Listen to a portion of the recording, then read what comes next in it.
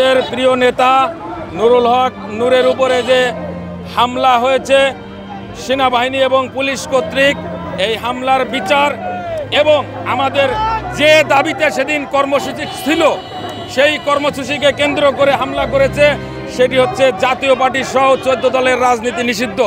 আমরা আজকেও এই বিক্ষোভ মিছিল থেকে দাবি জানাচ্ছি যে বাংলাদেশের জমিনে স্বৈরাচারের দোসর জাতীয় পার্টি এবং জাতীয় পার্টির সাথে যে 14 দল ছিল, আওয়ামী লীগের সাথে যে 14 দল ছিল, এই 14 দলের রাজনীতি বাংলাদেশে নিষিদ্ধ করতে হবে।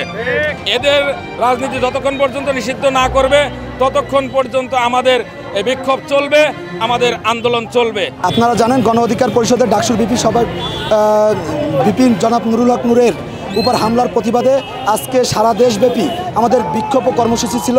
সেই ধারাবাহিকতা খুলনা জেলা এবং মহানগর কর্তৃক আয়োজিত আজকের এই বিক্ষোভ কর্মসূচি রয়েছে। আজকে আমরা জাতীয় পার্টির আস্থানা খুলনার বুক থেকে চিরতরে নিশ্চিহ্ন করে দিয়েছি। আর জাতীয় পার্টিকে কোনোভাবেই পুনর্বাসন করতে দেওয়া হবে না, এটাই আমাদের মূল লক্ষ্য। আমাদের 3 দফা কর্মসূচি রয়েছে, সেই 3 দফা কর্মসূচি যতক্ষণ পর্যন্ত বাস্তবায়ন না হবে আমাদের গণ অধিকার পরিষদের প্রতিটি নেতাকর্মী মাঠে থাকবে। সেই ধারাবাহিকতায় আমরা আজকে প্রথম দিনের মতো কর্মসূচি পালন করছি। আমাদের হয়তো আগামী পরবর্তী কর্মসূচিও আগামী দিনে আমাদের থাকবে। ইলেকট্রা রেফ্রিজারেটর, খাবার তাজা তো জীবন তাজা। ইলেকট্রা ফ্রিজের রাজা। জাতীয় পার্টির অফিসে গিয়েছি এবং জাতীয় পার্টির অফিস থেকে আমরা দেখছেন দেশীয় অস্ত্র এবং বিভিন্ন লাঠিসোঁটা এটা উদ্ধার করতে পেরেছি। বাংলার বুক থেকে তথা খুলনার বুক থেকে আমরা জাতীয় পার্টিকে মোটামুটি কায়দায় নিশ্চিহ্ন করে দিয়েছি।